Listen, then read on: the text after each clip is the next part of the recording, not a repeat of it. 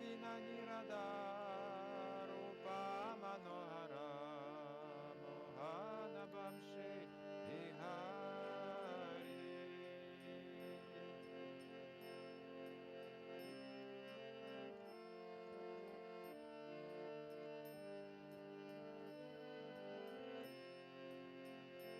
Yashodanandana Kamsani Sudana Nikunjara Sahilasi.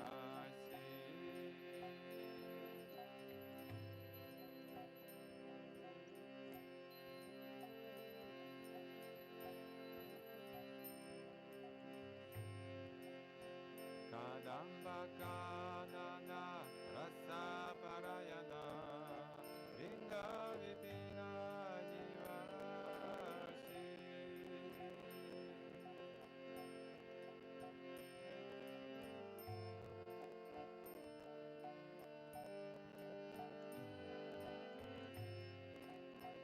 Ananda Vardhana Vimani Ketana Kulasharaja Jakatama.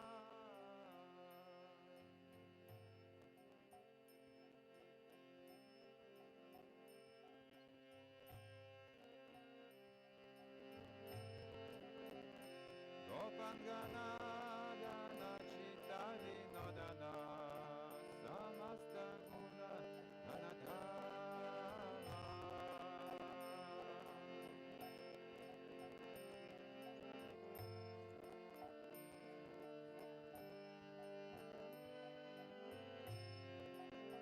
Yamuna Jivana Geli Parayana Manasa Chandra Chakora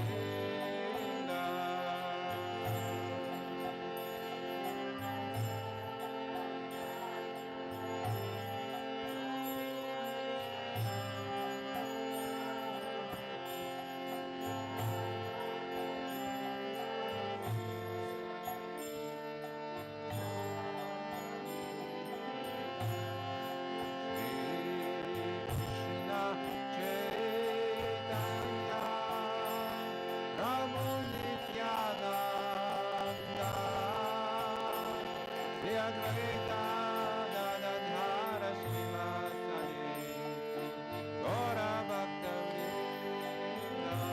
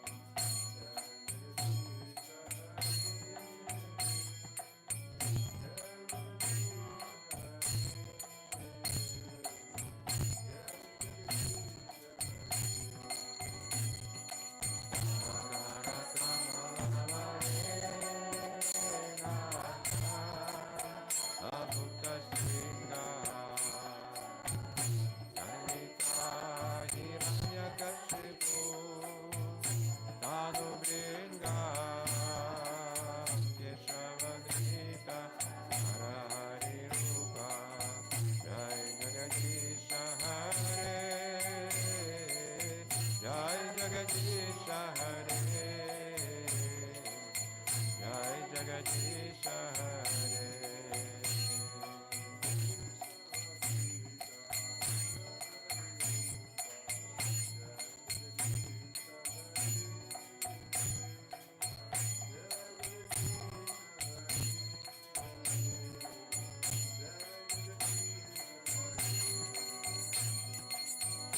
Shavadrika Narayana Rupa Jai Jagadish Hare Jai Jagadish Hare Jai Jagadish Hare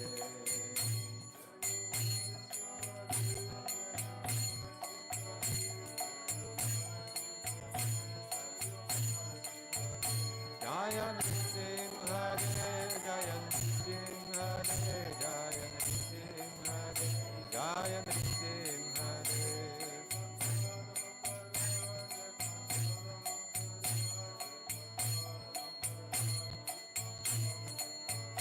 Jai Prahlad Maharaj Jai Prahlad Maharaj Jai Prahlad Maharaj Jai Prahlad Maharaj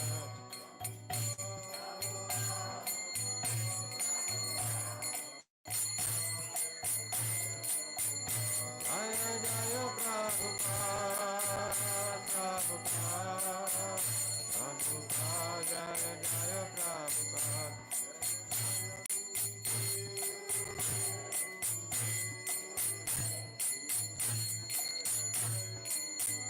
Jaya Jaya Gurudev Gurudev Gurudev Jaya Gurudev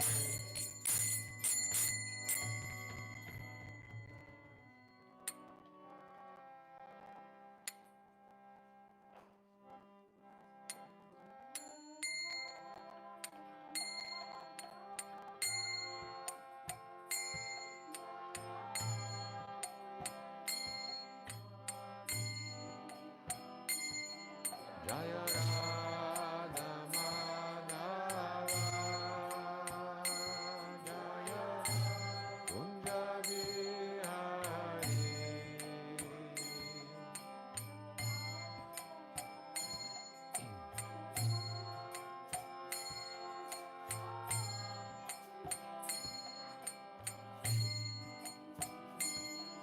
Jaya Radha Madhava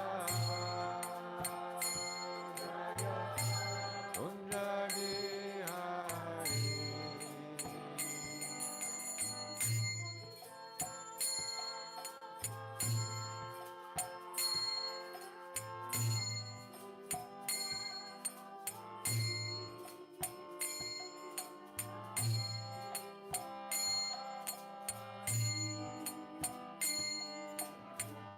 Gopi Jana Vallabha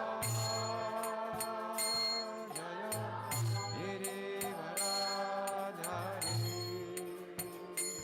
Jaya Girivaradhari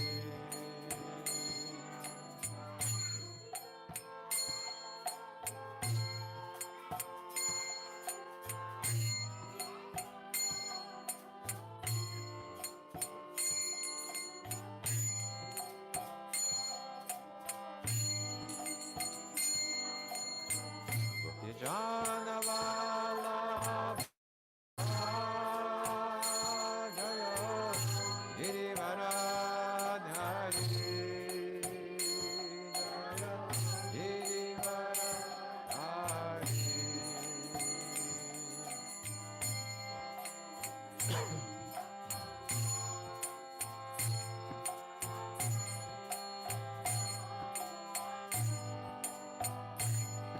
Yashodanandana Jaya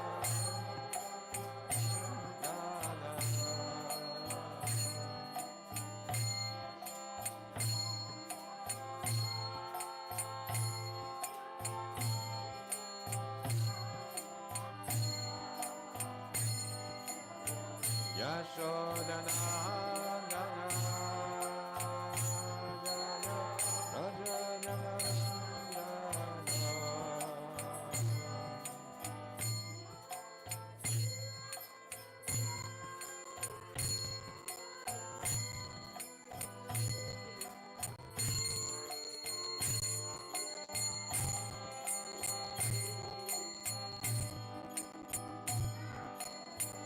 Yamuna Tiravanachari Jaya Kunja Vihari Jaya Kunja Vihari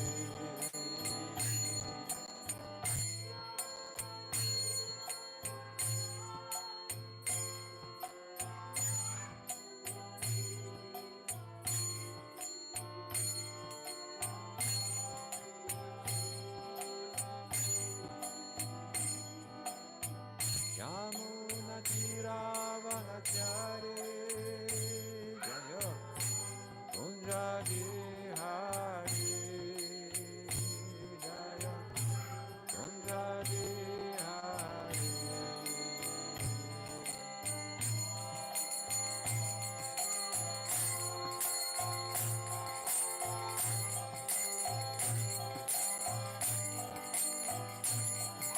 Jaya Radha Jaya Kunja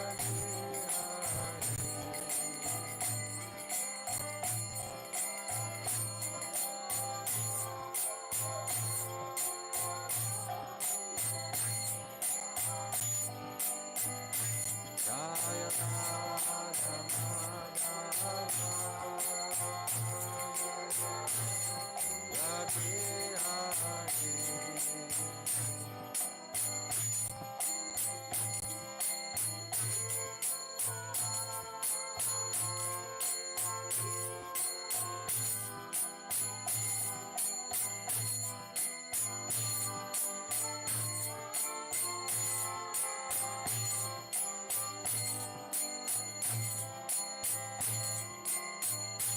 Hare Krishna, Krishna Krishna, Hare Hare, Hare Rama, Hare Rama, Rama Rama, Hare Hare.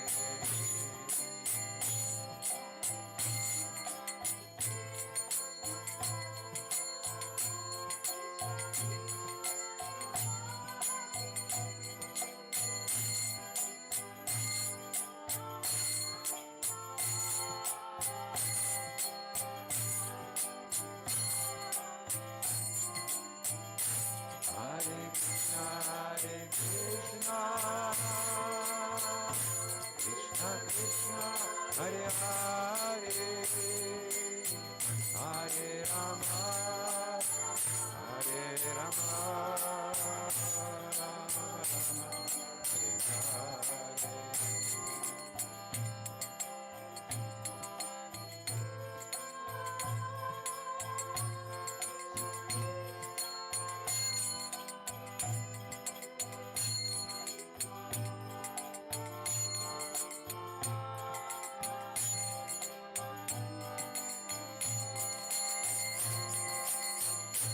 Hare Krishna, Krishna Krishna, Hare Hare, Hare Rama, Hare Rama, Rama Rama, Hare Hare.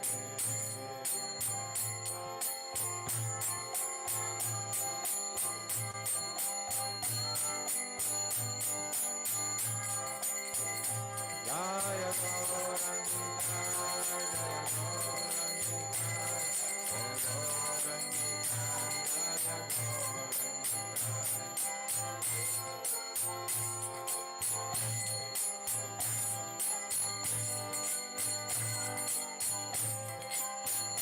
Jaya Giri Gauranga, Jaya Giri Gauranga, Jaya Giri Gauranga, Jaya Giri Gauranga.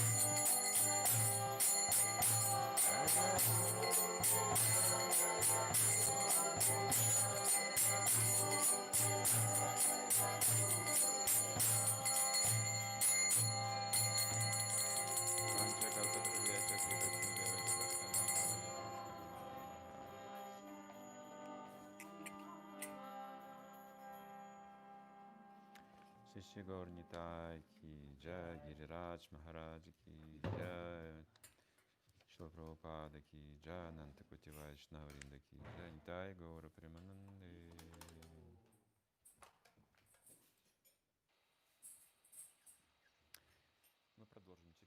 So we are continuing to read the article of Srila Chachitananda that was published on the 15th of September in 1971. So the article is called The Temple of Sri Jagannatha in Puri. So we have read several pages already, where Bhaktivinoda Thakur is actually talking about the idol worshipping. So there are also two religious groups that are contradicting each other about worshipping to the deities, about the form of God, the personality, the personal aspect, and so on.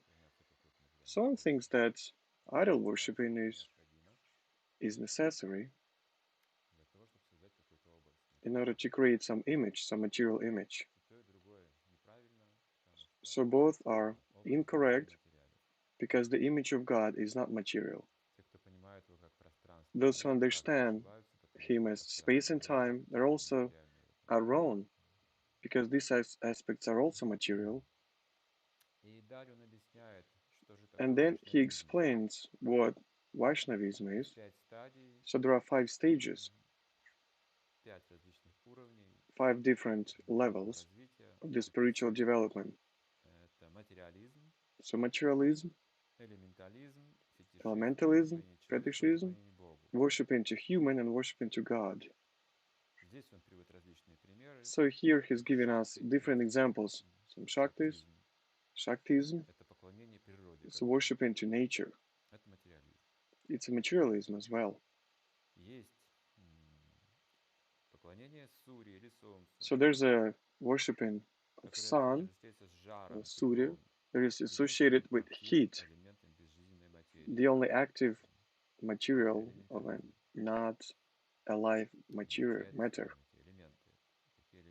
So you see he's examining these elements filled with energy. The nuclear energy is also the sun's energy. So hence they are worshipping the energy, the material energy. And hence they're worshipping Surya, of the sun. So it's the third level of a human worshipping to spirit, and it's mostly unappealing energy in the form of animals, ranking lower than people. This is called fetishism. So some people are worshipping anaconda, some tribes, for example. Some are worshipping elephants. Indians, for example, they were worshipping elephants.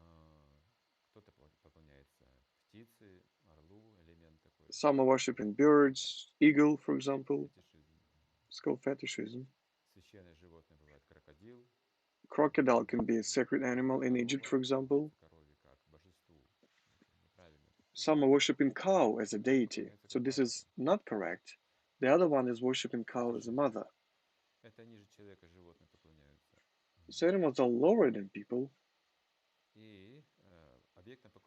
And the object of worshipping is also Ganesha, man-elephant. On the first stage of Hinduism, the object of worshipping is human, a spirit that has achieved the perfection of its development in a human body. They worship Shiva. That is, as is explained, the human souls are actually uniting. Since worshipping human as God, and only on the 5th stage of Hinduism theology, the object of worshipping is the God himself. So Vaishnavism is studied here. Bhaktivinoda Thakur is explaining here. This is the stage that it all begins from. So these stages, they are present everywhere, all around the world. There are some gradations of worshipping. The imagine and perfection is different. So this philosophical unification in all systems of faith, and matter of fact, is not motivating people to believe in any of those except the last one. So Jagannatha gets the demonstration of all the systems of faith. So each one is on its designated place. And after this, he sees the Jagannatha temple in the center of the whole temple complex. So that means that all these kinds of worshiping exist over there. But in the center, that's the main deity, Jagannath. So that's the organization of the temple. All these 5 elements, they are located there. But in the center, the object of worshiping is only the Supreme Godhead. All the rest are not worshipped.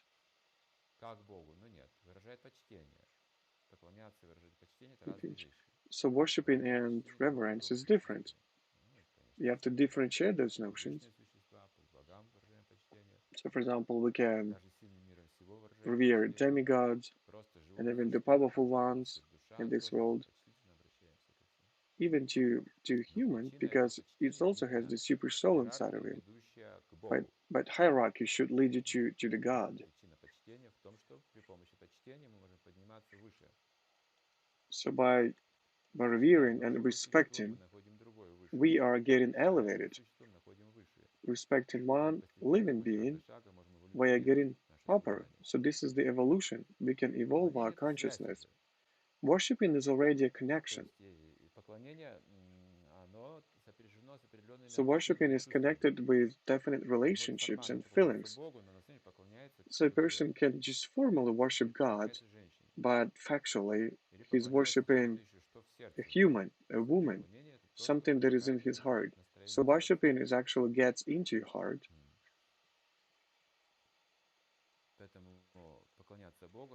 So that's why worshipping God means having some definite relationships with Him in your heart.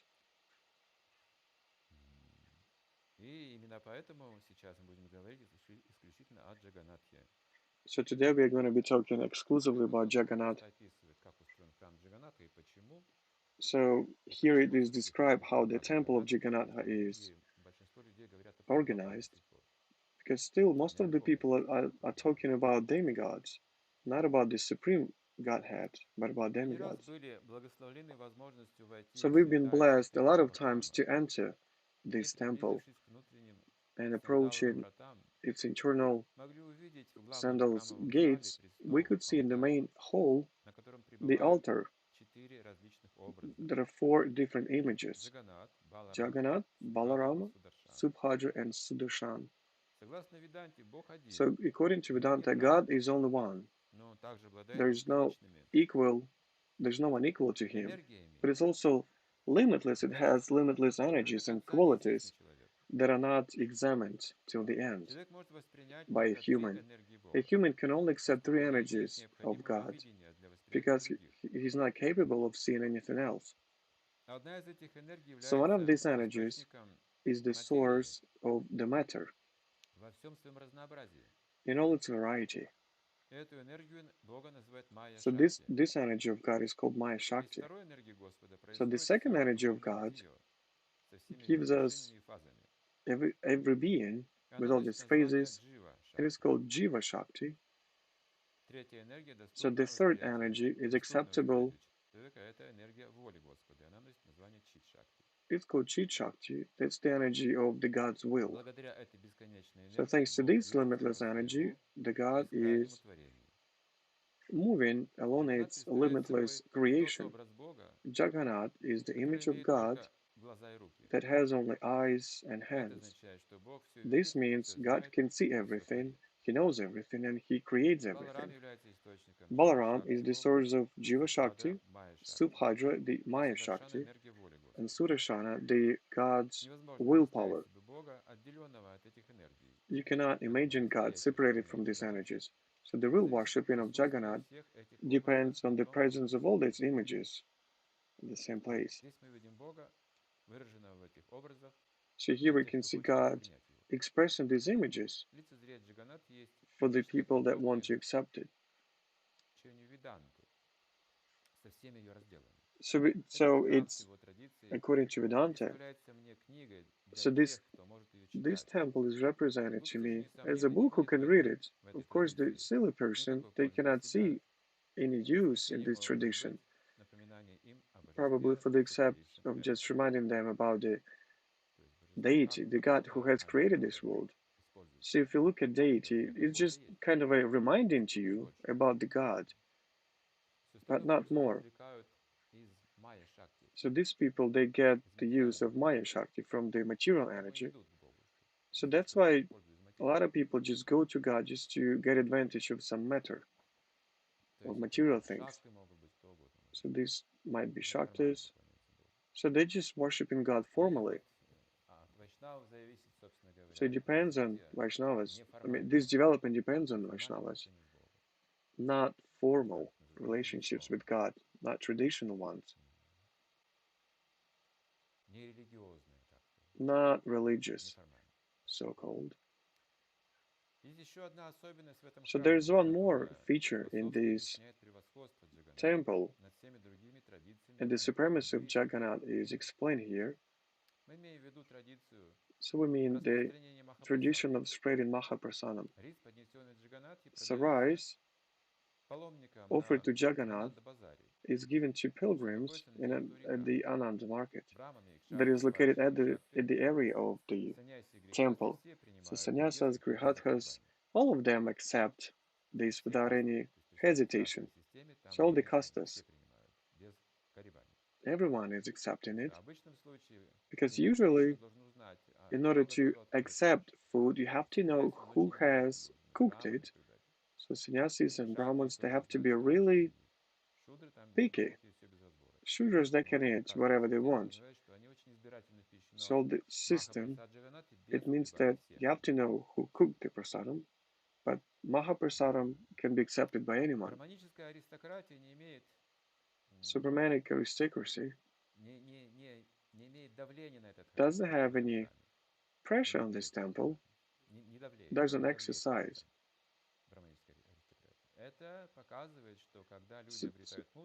So this shows that when people they get intelligent, there is no way to worship kastas. That is mainly designed for those who cannot themselves go along the path. They cannot even find this path. So this is called self-realization, self-understanding. So usually people, they need some instructions. They cannot find their own way. When you're talking about their life, well, I can just comprehend it and using my intelligence draw up this path. So first of all, you have to get some instructions. Sometimes people, they spend several lives going through these instructions. So that's why we need Vaishnavas. So these people, they become Brahmins, they do everything according to the law, they create some new laws, and think about how to organize everything according to the scriptures. And people need it in the beginning. But then what the person is really needs is love. So they forget about it. So that's why if people cannot find this path, Vaishnavas should be able to do it. They should move further. So that's why Prabhupada gave us the Maha Mantra. Without it, we cannot find this path. A person that is steadily and attentively chanting sacred names,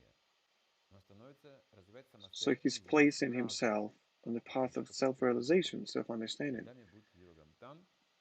path that will take you to God. So Krishna is giving him this path, this way. As soon as the person accepts the supremacy of person to God above all the regulations and rules, he's not obliged to act according to the shastras designed for the lower development people. So it's lower. So there are some initial shastras, like Upanishads, Vedanta Sutra. So they describe the absolute truth. But Dharma Shastra is describing the direct responsibilities of people under these or those circumstances. So this dharma is changing. Usually dharma is not changing, sanatana dharma, but this dharma is temporary, so it can change. So if a person has achieved this level, the one that accepts this supremacy of Godhead, so it accepts it, he doesn't have to follow these rules so strictly. So general laws of Dharma Shastra does not have any influence on free Vaishnavas that are the personal warriorship of God. So they're fighting against the evil. The spiritual warrior,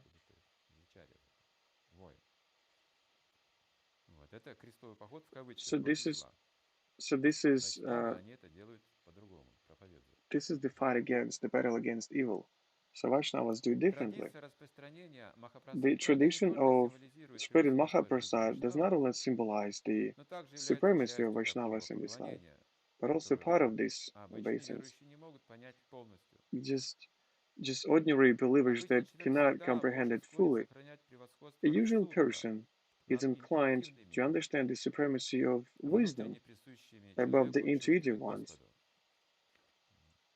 that are very important to feel God, to understand God. So, well, we also have it. We don't try to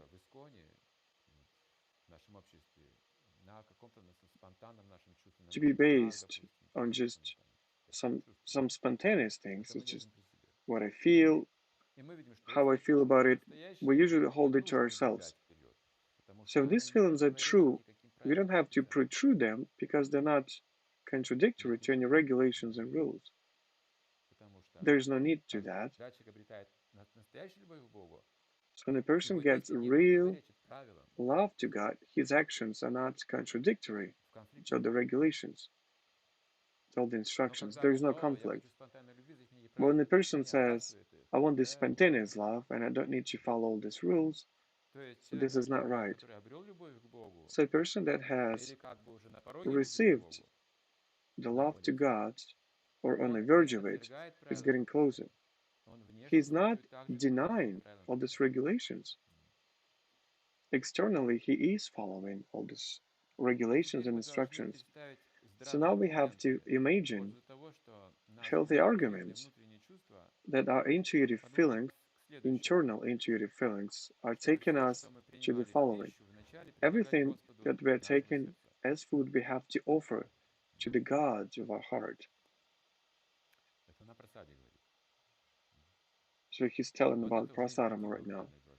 So this should be happening intuitively. So they don't eat food without offering it first to Godhead. This should be happening intuitively. First of all, we have to examine arguments of the opponents. Rationalists, they think that God is limitless and he doesn't need anything. Is it rational? Yes, it is rational. Why does he need anything from us? So hence, it would be silly to offer food to such a creature. Rationalists would take it as even as a blasphemy to offer food to God, lowering him. Why does he need this food?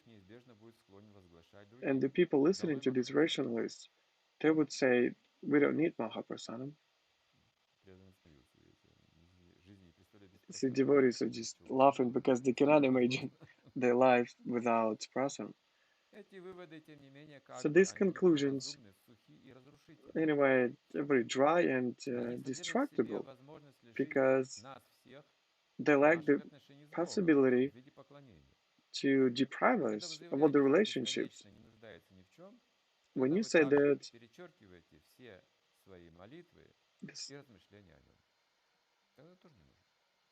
so it means that you don't need nothing because the one who is limited does not need your obeisances.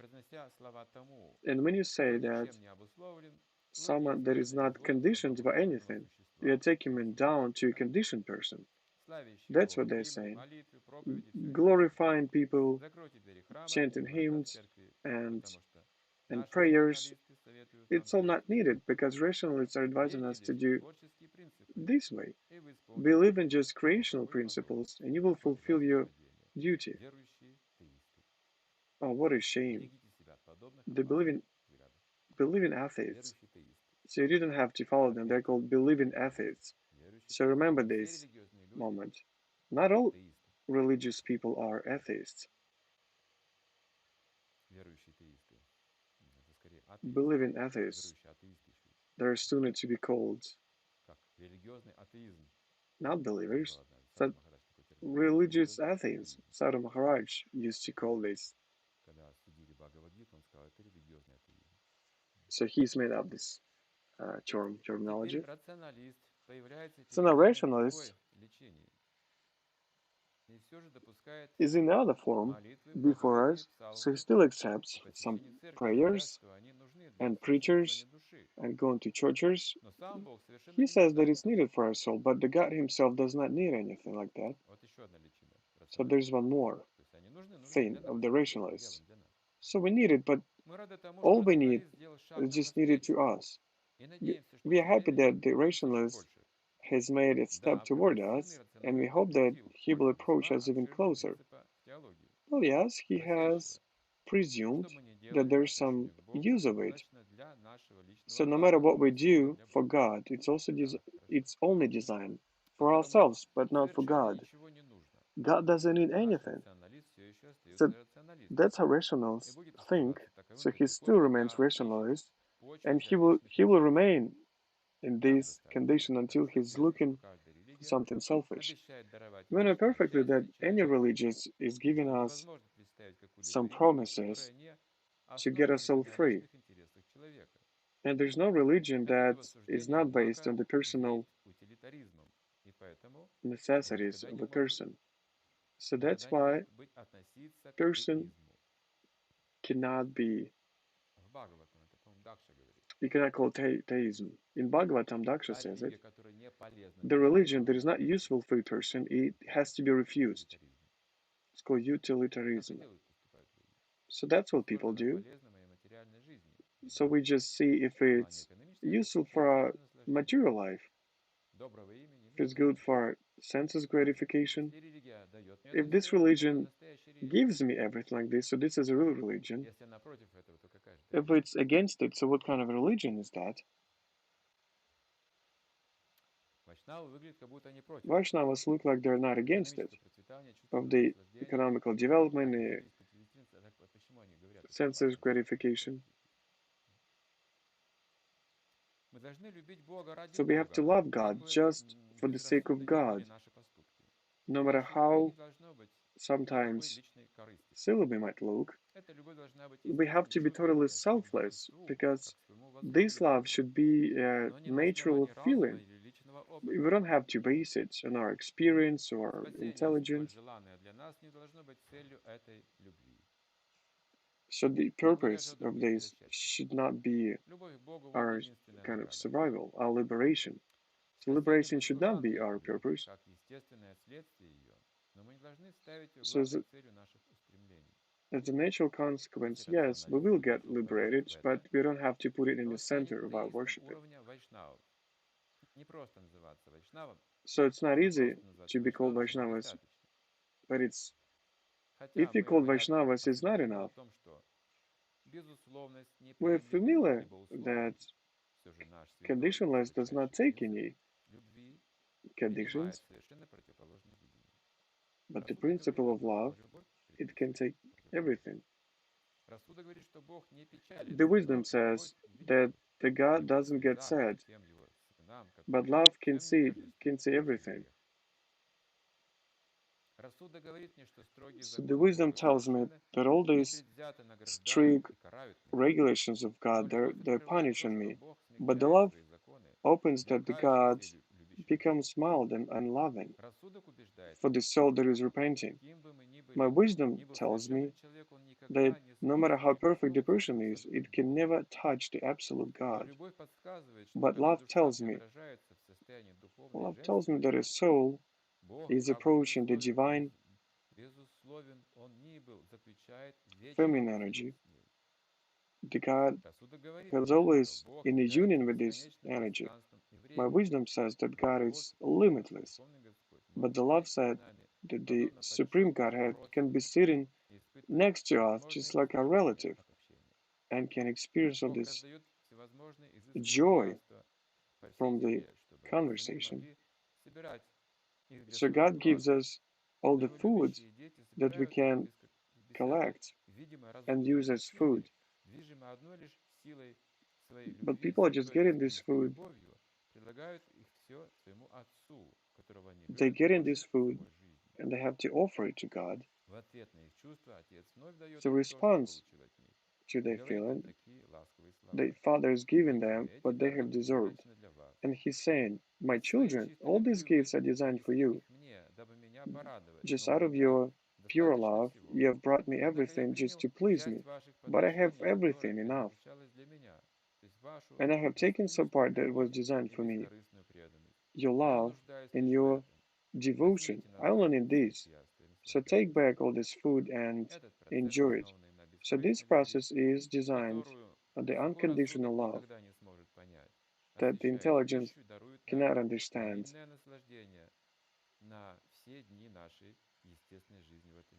So everything is given to us in abundance for all our days.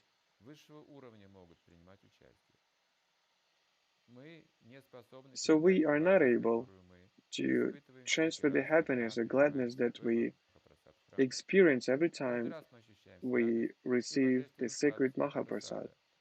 Every time we feel gladness and every time we pray to God that all the people could also experience this bliss, this joy. You see, Bhaktivinoda Thakur is proving us that thanks to prasadam, Jagannath prasadam, everybody eats it, all the castas.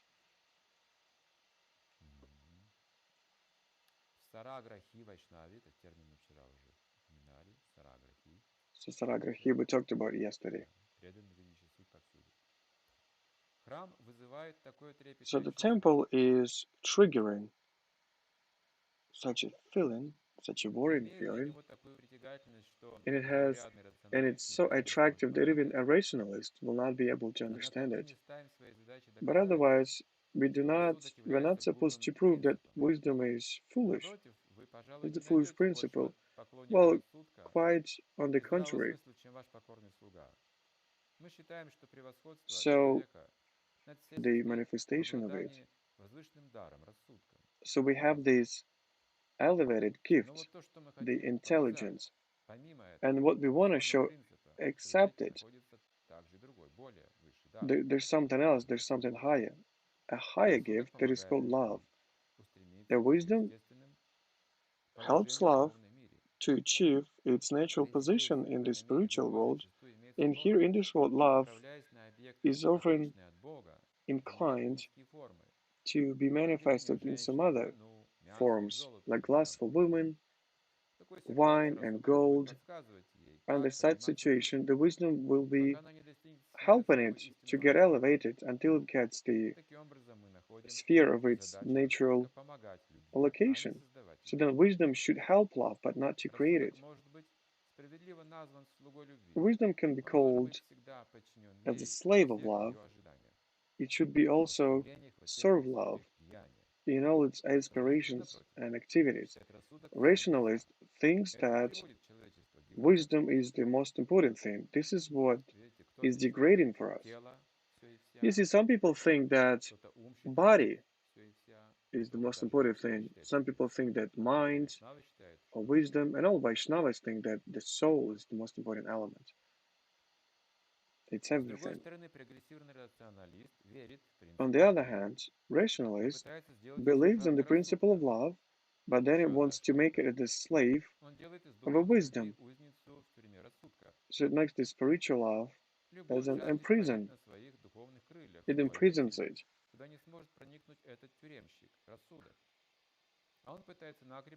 So this person is trying to bind, to tie it wings. being afraid that the love will just go away. So love is given the sounds of its spiritual qualities, but the wisdom doesn't have any experience in it. It takes it mistakenly as a disease and takes some medicines. So that's why the born power of our soul is being crippled by the wisdom. It just stays in us as a bird in a cage. So what a chaos is emerging when we just use wisdom. Shame on these rationalists. Believe in atheists. Be aware of the people approaching you that are just called the believers. But matter of fact, they're so dry rationalists. So they are divided into two classes, the ones who are pretending and the victims. The pretending atheism, so he's actually, he calls himself an atheist, but he's a rationalist himself, just to confuse the sincere souls. But the one who calls himself as an atheist, just to get rid of the reputation of rationalist, is keeping his life, his love, in the cage of the wisdom, with intelligence. But the sincere atheist should be really careful to these two categories of people and always keep the love supremacy above the wisdom.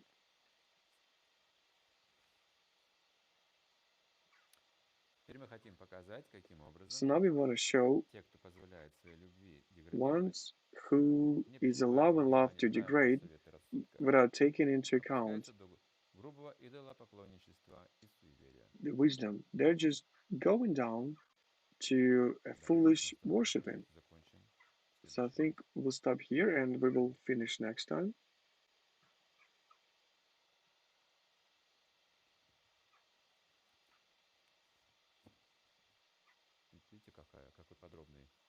So you see what a detailed analysis we have here. Through the prism of bhakti, everything is becoming transcendental. So all these internal components of a person, everything becomes untangled. It's bodily concept. It's really difficult to do it in Vedic culture because all the people are believers. Sometimes it's so difficult to even preach to the devotees. It's much harder to preach to them compared to the new ones, to the newcomers. So all the devotees that heard any of your citations already so many times, but they already have this basis, their own understanding. Although he knows it, he has seen it, he has heard it, but still he doesn't have love to God. It happens. And it's really difficult to untangle its complexity, its illusion, this lump. So the knower is more difficult to be taught than a newcomer. But these supreme souls, they have this ability to untangle this lump. People like Bhaktivedanta Thakur, Bhaktivedanta Saraswati. So he was also using the Shakti of lion. He was fighting, he was a warrior. He was Guru warrior. So that's the category. So Prabhupada, he also went with a weapon to the Western world. So atheism is killed, or atheists are killed using two methods, logics and arguments. That's what Prabhupada used to do. Before the Lord Chaitanya, there was no concept that bhakti could be just explained with help of arguments, or God can be explained with logics and arguments. So that's why people couldn't just preach or contradict anything. They were just praying. Somewhere quietly they were chanting sacred names. So until the Lord Chaitanya came down, there were very few people like those. But he started his career from logics and arguments. So he destroyed all the logical arguments of Navadvipa scientists. So he was creating, every day he was creating some systems of knowledge, and then the next day he was destroying them. He was just making people insane. And then with the help of logics and arguments, he has proved that Krishna is everywhere, and no one could contradict it. So then he has given some instructions to write it all down. There is nothing before it. In Bhagavad Gita, you can find bhakti only a pure devotee can find. So bhakti is not so open in Bhagavad Gita. So Prabhupada said this is the only book that can liberate the soul. So a usual person, just by having read Bhagavad Gita, can understand what God is talking about, because he doesn't understand the relationships between Krishna and Arjuna. He could only comprehend some usual things, some ordinary things, but the person reading Bhagavad Gita doesn't see these relationships. So Prabhupada, he has explained it from the inside. He has explained this dialogue. Only pure Vaishnava can understand it. All these rationalists, they start reading Bhagavad Gita and they come to a conclusion that everyone is God. I am the source of everything. So that's why Lord Chaitanya gave us some instructions, and Goswami, they were writing books. Prabhupada was writing books. So everything is done according to the logics and arguments. Bhakti means the conclusion, the logics and arguments. The one that you cannot contradict. So everything that is not leading you to bhakti, it has to be destroyed. So this is the perfect conception now. Everything is proved. Even if it's perfect, but it's only based on logics, the new conception will come. All these conceptions based on only logics, they get destroyed from time. But Lord Chaitanya, he has led us to this perfect conclusion. And there's no logics or arguments in there. It just has no power.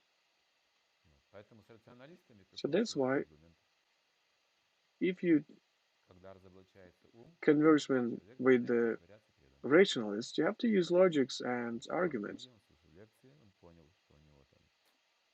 So the person has read these books and he has realized that Maya is in his head, all his concepts and arguments are contradicted. So a person understands himself that he was wrong, he was in Maya. So that's how he's pretending to be a devotee for some time. Well, matter of fact, he's just a rationalist. He's trying to attract some benefit, to get some benefit. But anyway, since he is associating with the ones who love God, he continues doing it.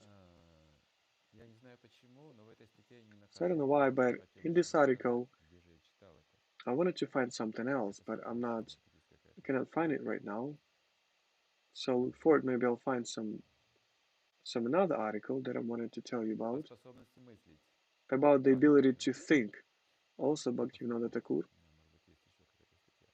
So I will look at it further. I'll look it up. Yes, that's right. I have one more article about the Jagannath Puri temple. So I'll be worshipping Lord Jagannatha. So you see, everything is scientifically proved. The scientific method.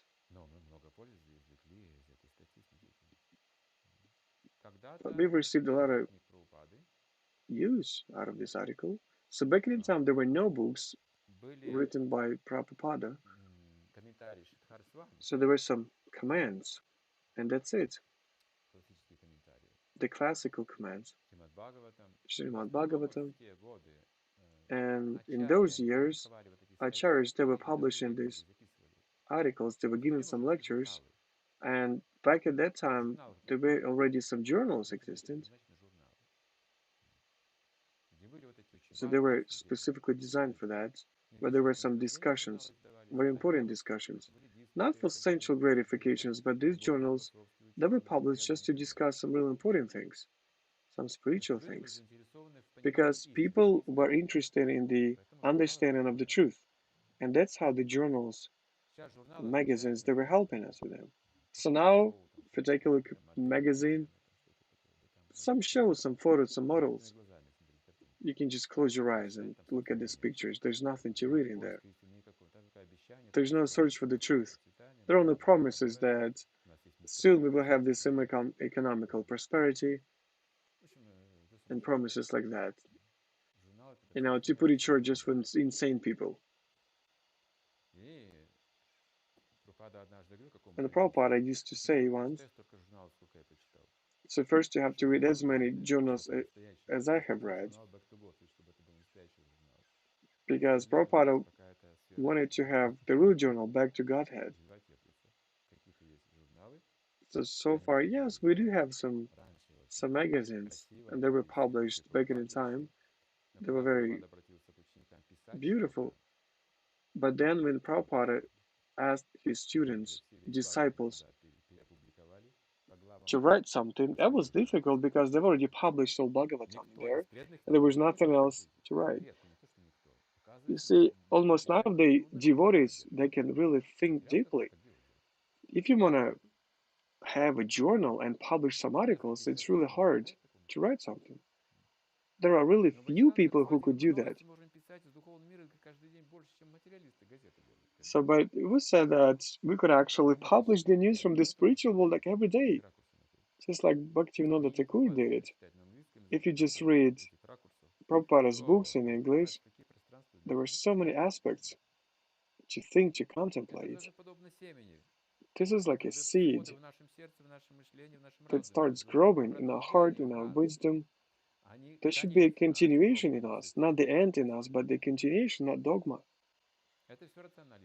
This is all rationalism. Because bhakti is free. It's out of this imagination. Prabhupada says, why do we believe in Krishna?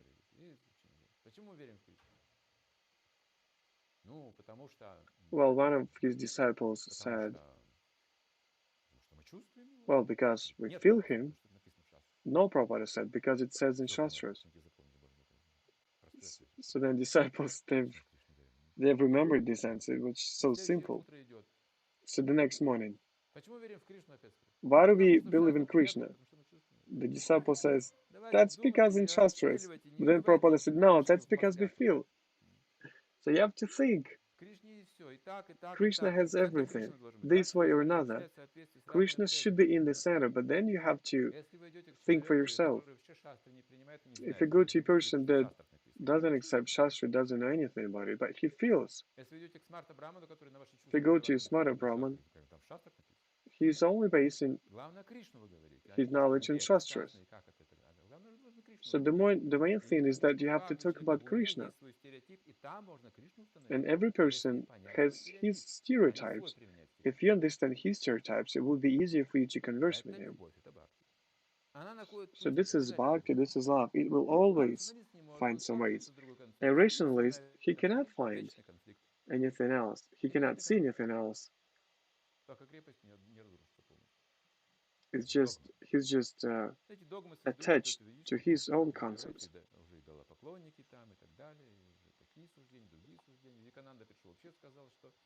So Vivekananda, when he came, he said that it's easier to grow eggplants than tulasi. So you see, it's more practical.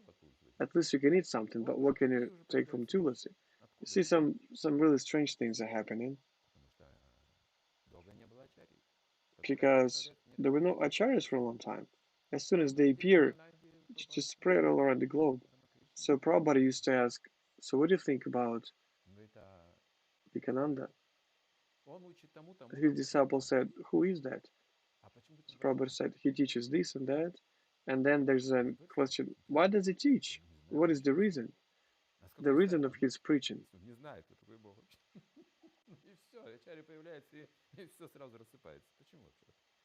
Then you see, when every time an acharya comes, everything becomes clear. Then you see when some rationalists come, they propose doing some really strange things. So acharyas is needed, are needed. Acharyas are needed in society, of course. Well, they are the enemies of the materialism, they're the enemies of false ego, and people are very attached. And it says there that there has to be a culture of preaching. It has to be delivered with nectar. Vaishnavas, they have love, and thanks to this love, they can preach. Otherwise, he can become an enemy to everybody, because he would be saying that everyone is fallen. He should be preaching only with love. Otherwise, it's dangerous. So this is the power of bhakti.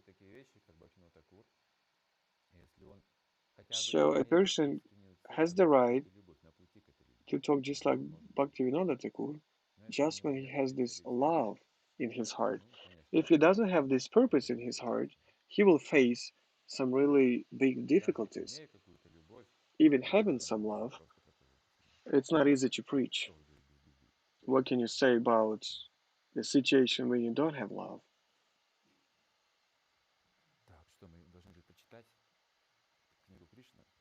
So I think we still have to read the book Kṛṣṇa, the Supreme Personality of God. Otherwise, we won't have enough love. Otherwise, we'll become Mayavadis, impersonalists, atheists, and rationalists. You know, in the material world, you can become anyone. So we have to continue the chapter 14. I think we have to continue it today.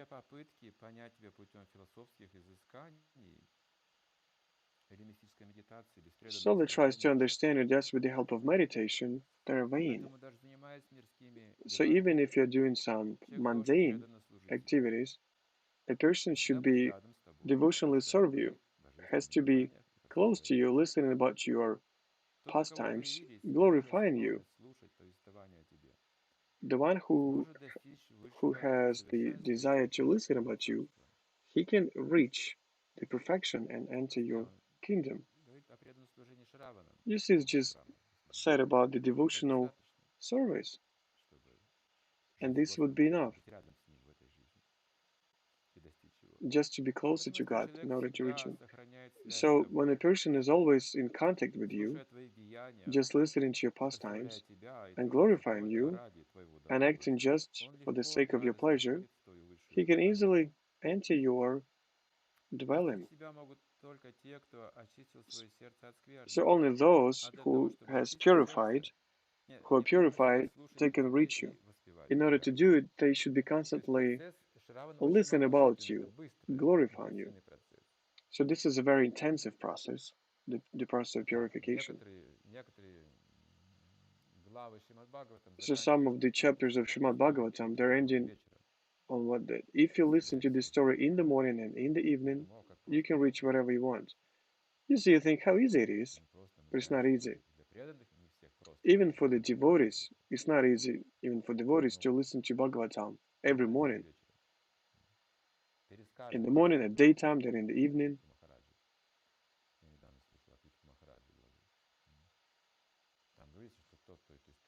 So I've listened to the chapter about Prithu Maharaja, and it says that if you tell this story to someone else 3 times a day, you will get this prosperity.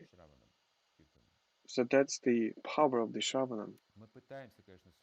So of course we are trying to listen, and when we listen, but if we don't have a desire to pass it over to some other people, so it's not deep enough.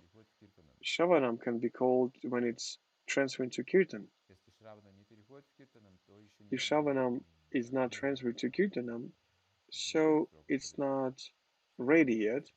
We cannot call it a meditation, just listening. So Sri Krishna says in Bhagavad Gita, everything is on me, but I am outside of it.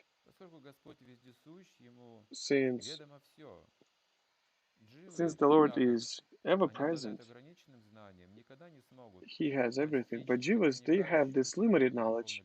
They can never comprehend this all-pervading nature of God. The one who has covered his mind, concentrated on the lotus feet of Lord, he cannot understand who God is. So only a person that is constantly concentrating his feelings on the serving to God, he can control he can learn how to control his mind and concentrate on the lotus feet of Lord.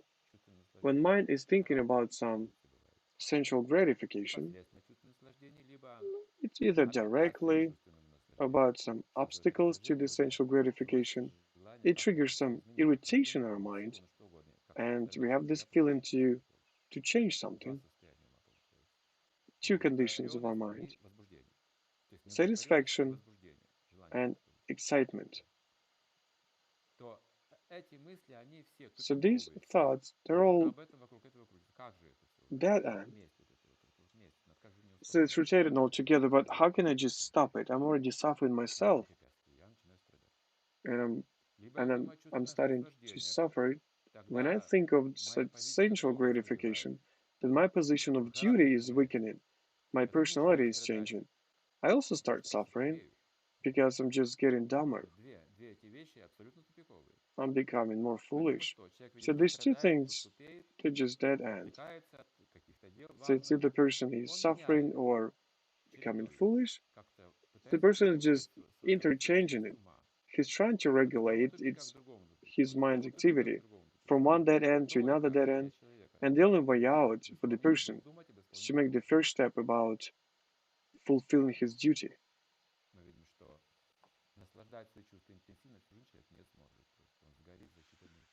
The person will not be able to only gratify his senses. He will just burn out. But when you perform your duty, you will be able to do it. So duty is what keeps you alive. It elevates you. The duty, not your mind, but the duty. So the first step is to fulfill your duty. So today I have to do this and that. So that's why I'm doing it. That's why we need the mind, not for the other purposes. But when this duty becomes to God, there's no dead end. When you start thinking about Lord with help of Shravan and Kirtan, there's depth in there. It's limitless. So today we have found out something about God. Tomorrow we can say that, we could have even learned some more about God, and then it gets you involved. It makes you deeper. You don't even want to leave it. You just want to be in there. It's Satchitananda. You always want to be there. So mind is actually designed specifically for these things. So this concentration lotus feet of Lord is called samadhi. Until a person reaches samadhi or trance, he will not be able to understand the nature of the Supreme Personality of Godhead. Maybe some of the philosophers or investigators can understand all nuclear structure and count all the atoms in the space, all the stars and planets, all the particles, but no one will ever be able to count the qualities of the Supreme Personality of Godhead. So first we've learned about atoms. So now it helps us. They help us to understand who God is. So we've learned waves and atoms and molecules and all this scientific stuff. But it turns out that God has even more than that. It's so limitless. So our limits of thinking are not capable of comprehending it. We can get more intelligent, but still we cannot understand it. But then we're making more and more steps forward. So our ability to understand things is growing. Our mind, our intelligence is growing, it's developing. It can modernize itself just when you get in contact with God, because mind is an energy of God. As soon as it's connected with God, you just fall into the ocean, you just float in this ocean. As described in the beginning of the Vedanta Sutra, the Supreme Person is the origin of all qualities. He is generally called Nirguna. Nirguna means whose qualities are beyond estimation. Guna means quality, and nir means beyond estimation. But in personalists interpret this word nirguna as having no quality, because they're unable to estimate the qualities of the Lord in transcendental realization. They conclude that the Supreme Lord has no qualities. But that's not actually not the position. The real position is that He's the original source of all qualities. All qualities are emanating constantly from Him. How therefore can a limited person count the qualities of the Lord? One may estimate the qualities of the Lord at one moment, but the next moment the qualities have increased. So it is not possible to make an estimation of the transcendental qualities of the Lord. He is therefore called Nirguna. See, Brahmā is not saying anything about the material benefit. We've read so many pages. I ask, it's just a prayer, just a pure prayer, on which materialism is just putting itself to sleep.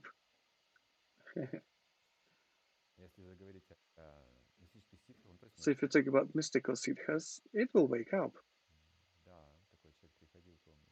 Yeah, I've met such a person. It wasn't a long time ago. So there's a program for newcomers, Russian-speaking population. So there was a person who was listening carefully about the philosophy of the Kṛṣṇa's consciousness, the soul, the super soul. It was a beautiful place at the ocean shore. There were some palms. Though we were doing it outside. Evening, gorgeous nature, and the topic itself.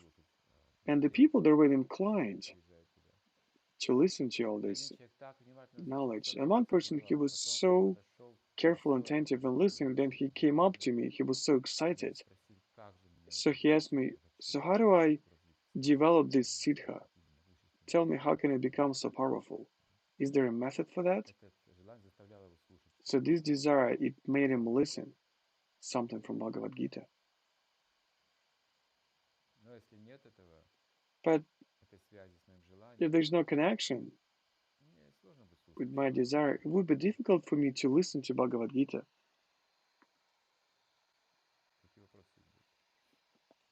So now let's just answer your questions.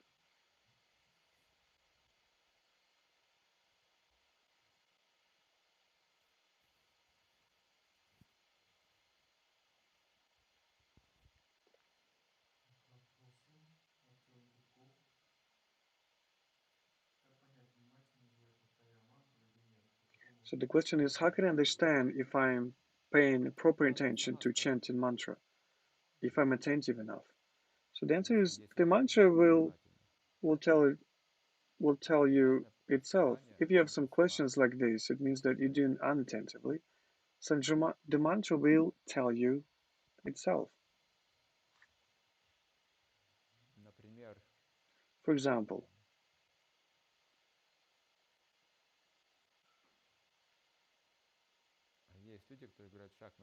so there are some people playing chess. So a lot of them, they dedicate all their lives to this activity, and it demands a very strong memory and attention. So how can you understand if a person is playing attentively or not attentively? You're losing. You start losing.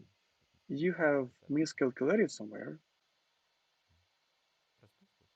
It's just a very simple method. If you're winning, that's why you're paying attention. At least in regard to your opponent. You've taken account his strategy, you have a good memory, you've used it. Because if you're not attentive, you will not be able to remember it. So your memory is actually your attention. We remember things that we've been attentive to. Attention is like an effort of wisdom, and sometimes it's spontaneous, attractive, kind of a slight memory. We remember things easily because we've been waiting for these things. We've been looking for these things. It says, if you do some job, you will find it. So we use our attention as a work. Just by judging it, you will understand that you're attentive because you've done some work. You've spent some energy in order to chant japa. So you were doing it energetically. Every round, you were checking the time. So you were working. So you can say that this is an attentive chanting.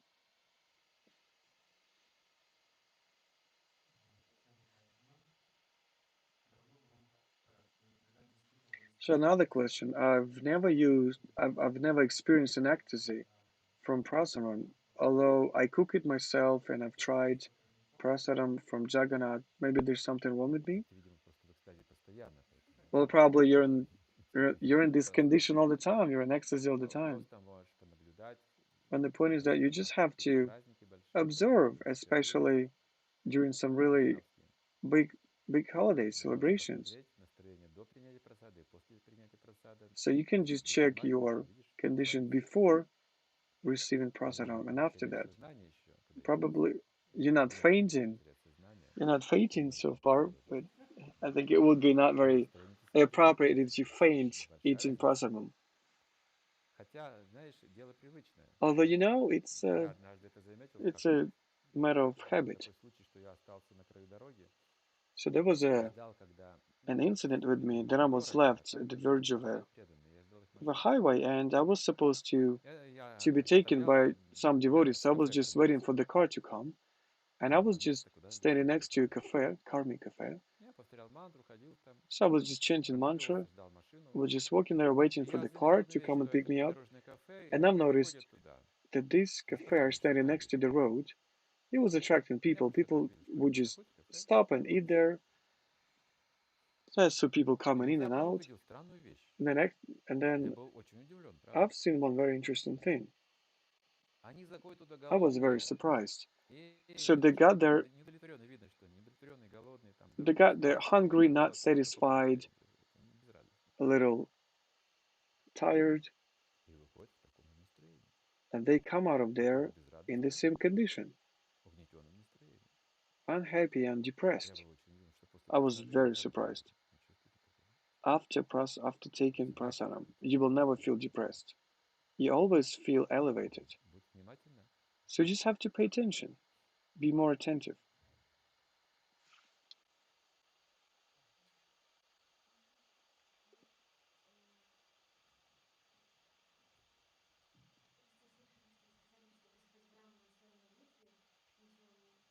So, another question.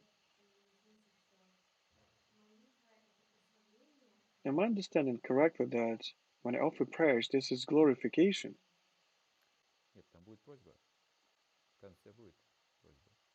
When even the Lord Brahma, when we were reading about his pastimes, he's never asked for anything material.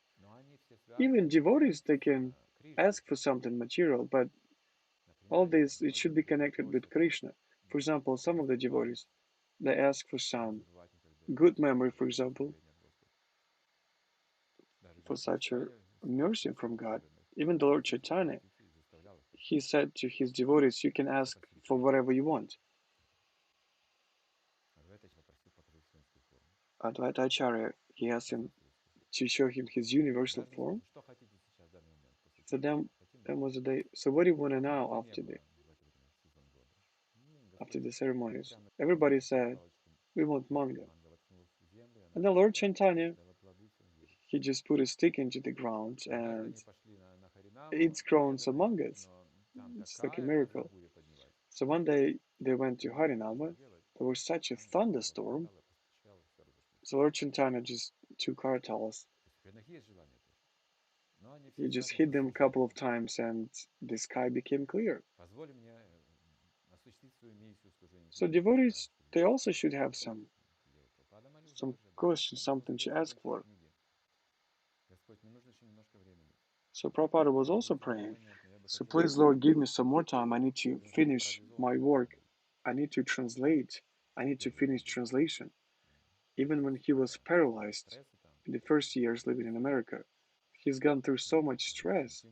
He had a stroke. He already had some disciples back then. So if he had left back then, there would be no movement of Krishna consciousness, there would be no books. So when a Vaishnava is asking for something that is connected with the mission, with the service, so Brahma is also asking something, but just take a look at the way he's approaching it. So we might think that what can Brahma be missing? That's quite interesting what Brahma is missing. Even Brahma is asking for something. And then there are some prayers of Indra, prayers of Brahma, and the prayers of demigods. So we are learning based on this. What may demigods ask for? And the Indra, the king of demigods, the protector of Dharma. What can he possibly ask for? What is he missing? So we are examining these things that then we are looking inside of us. Am I like Brahma, demigods, Indra? No, I'm just like a dog. Where are the bones? Where are the bones? So it's helping us to get off this platform.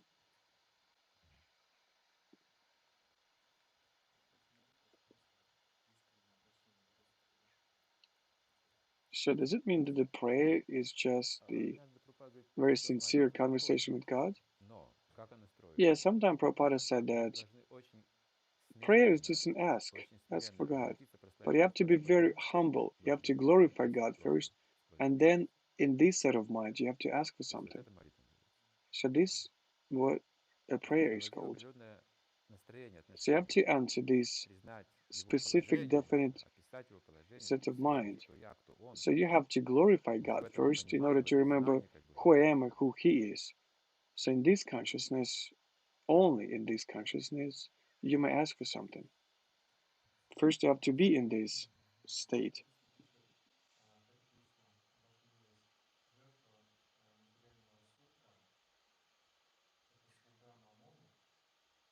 So there's another question.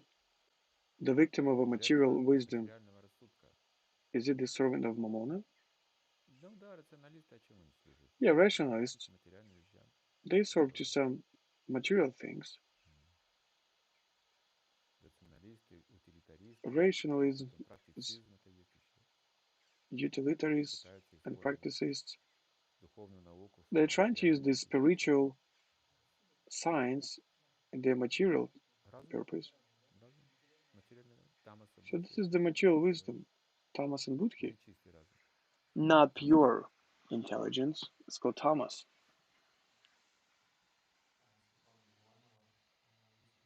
So there's another question.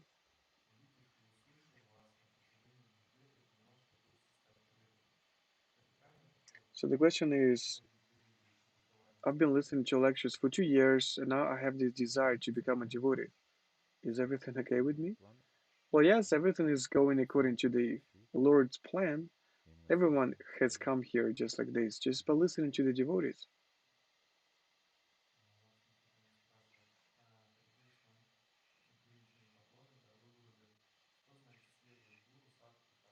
So the question is, what is it like to follow Guru and Shastras? What does it mean? So there can be different answers to that. It means not being contradictory to Guru, Sadhu, and Shastra. So if you follow only Shastras, but not admitting Sadhu, or I don't have any association with Guru, I will not be able to follow Shastras. Everybody knows that. Everyone knows either Bible or Quran, but no one can live according to these scriptures. But if I'm accepting Shastras, the holy scriptures are respected, and I also want to have Guru in my life, this is better. I can already follow something. But there will be some obstacles if I deny other sadhus, if I only listen to my guru, but other sadhus are not authorities to me, so my practice will get weakened. If I think that guru is very rare, he's traveling somewhere, he's got a lot of disciples, so probably guru is not so important, probably have to only listen to sadhus. But guru is just like a link, it's a connection. When building something, you have to support everything properly. So when you have guru, only after that you can continue building. So guru, sadhu, shastri should be accepted simultaneously at the same time. In ISKCON there are many sadhus. Everyone that is seriously practicing, there are sadhus. You have to pay proper attention to all of them. You have to listen to what they say. So when you examine shastras, you have to know what sadhus say. Or if I serve sadhu, and I also have to listen to what he says. So this is a bonding force. And when guru says and sadhu says, I have to find it's everything in shastras. If I neglect it, I might find a wrong sadhu. I might find guru that is a false guru, like a pseudo culture. So all these three things, they should be together.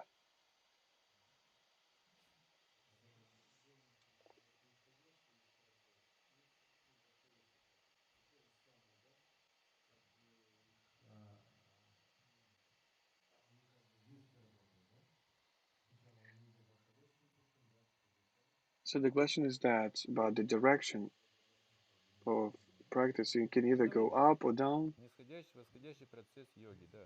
So the process of like the downhill and uphill, this is called kripa and sadhana. They're all together. Sadhana cannot exist without kripa. Kripa is not supported without sadhana as well. So this should be accepted as just one solid thing.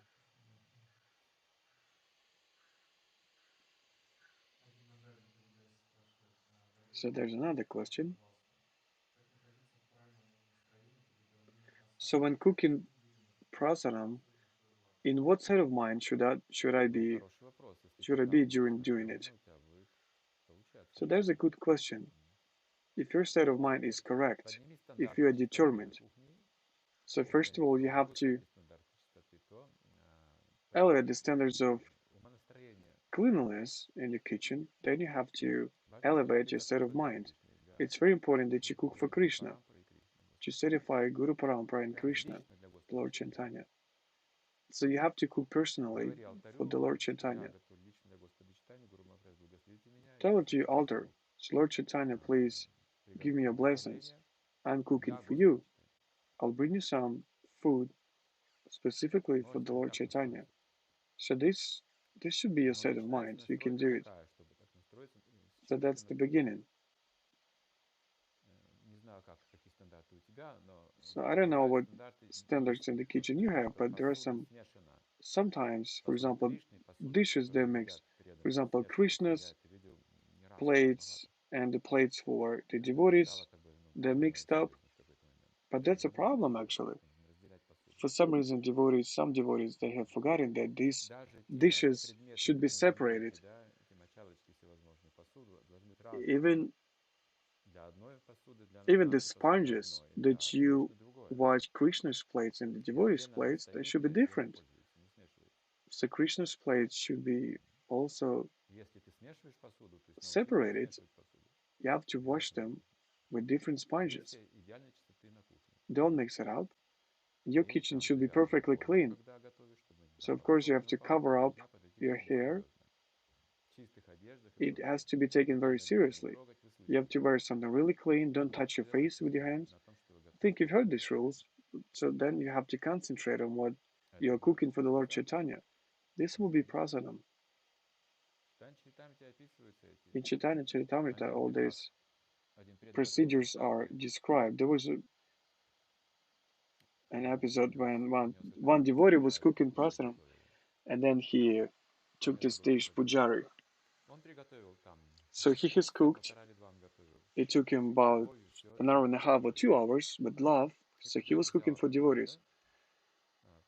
Then he took this dish, he took it to the altar, he took about, then he touched it accidentally with his hand.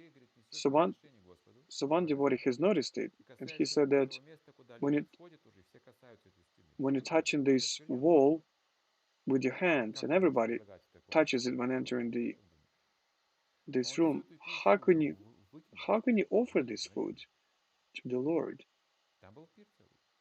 So he just disposed of this food, but in Chaitanya Charitamrita, this consciousness of this devotee is explained. So he had to cook it all over again.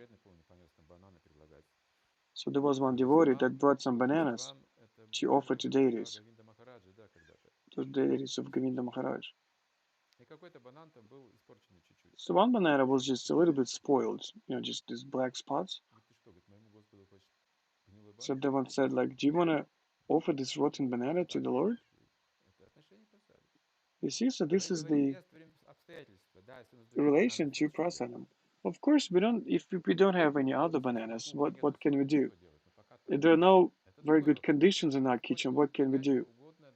Of course, the Lord, it can accept everything and anything. But if we have a possibility, but we don't do it, so we have some things to do, we have to improve it. Just thanks to what, if a person has cooking prasadam for all his life, he's got this bliss, this mercy of God. Any kind of devotional service leads to bliss. So we can do whatever we want, and cooking prasadam and kirtan and chanting mantras and preaching and even raising children in Krishna's consciousness. You can use any of these methods, and it will lead you to the perfection if you take it seriously.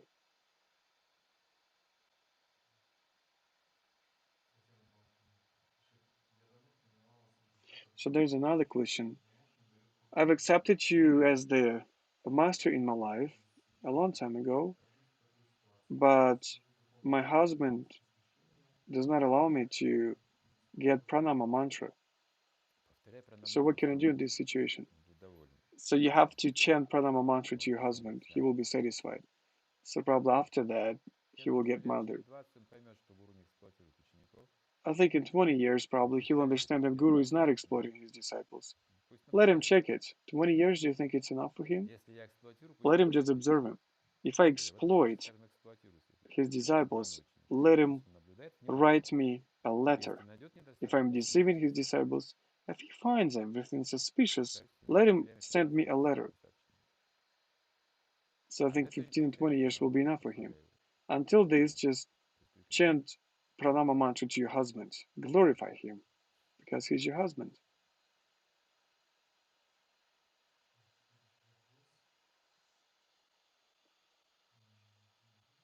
So there's another question. Are there any criteria saying that my intelligence is only development but not love? Okay, but what's wrong with it? So the post-Soviet devotees, they were characterized like this: a lot of bhakti but no intelligence. So that's how we were called back in the time, just insane people. Only bhakti but no intelligence. Here Bhaktivinoda Thakur says that he's using his intelligence as a slave of bhakti. It's also needed. This is the energy of God. So without intelligence, your love will be too sentimental.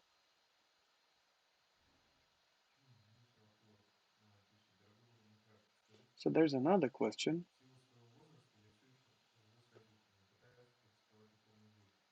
So I still live with my parents and I'm trying to practice spiritual life, but I have a problem with one regulating principle, and so I'm still eating some meat,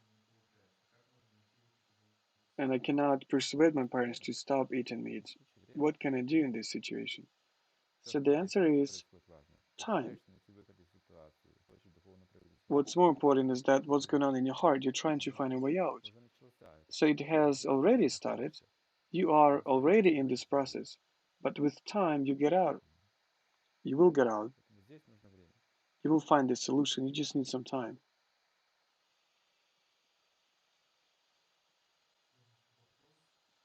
So the next question.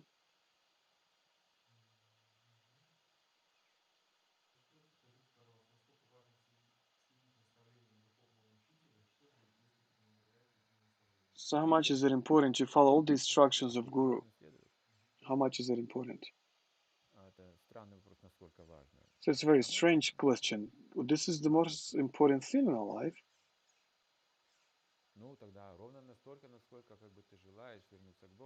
Well, it's all about your desire. Is that just for how much you want to get back to God?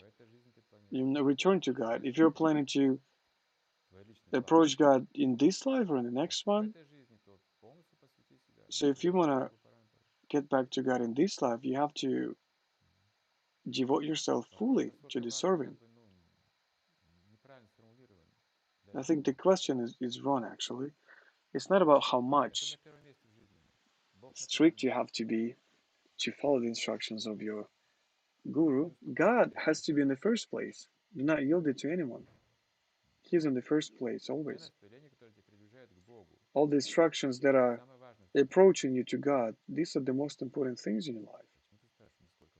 Why are you asking about how much it is important?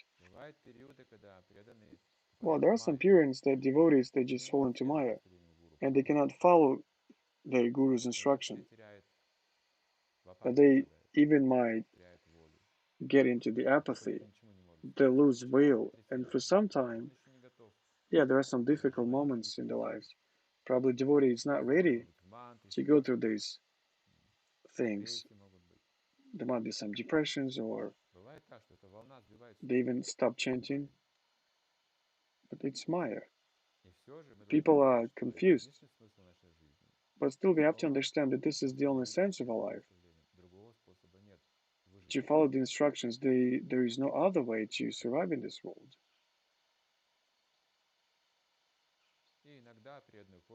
Well, sometimes devotees, they start using intoxications.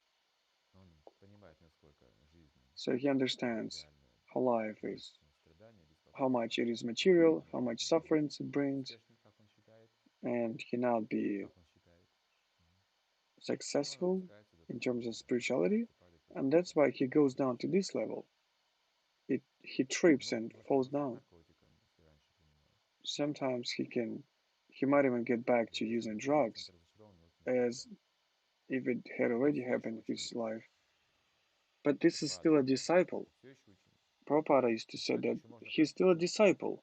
Everything is still, everything still can be forbidden. But if you eat meat, you're not my disciple anymore. This is the end. If you have lowered to the level when you start eating meat, you're not my disciple anymore. So there's some limit to it. This is too much.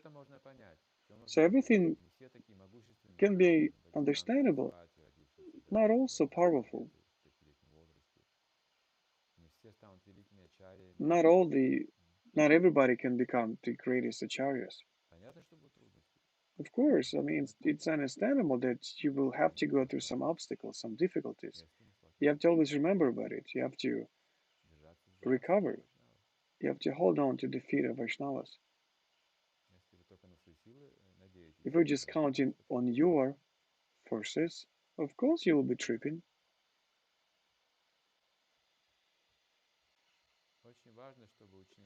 So it's very important that disciples have light intelligence. It's it's very interesting. It's very important that you go down only in, contemplating and deep thinking all the time. When you just criticize yourself all the time, even even if you're not successful all the time, you have to find a way to be happy, to enjoy this life, to be energetic, and know what your duty is.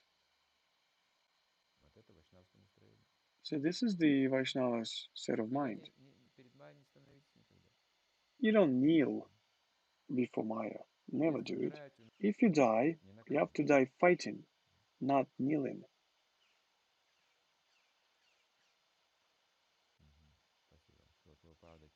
So thank you, Shiva Prabhupada Ki Jai.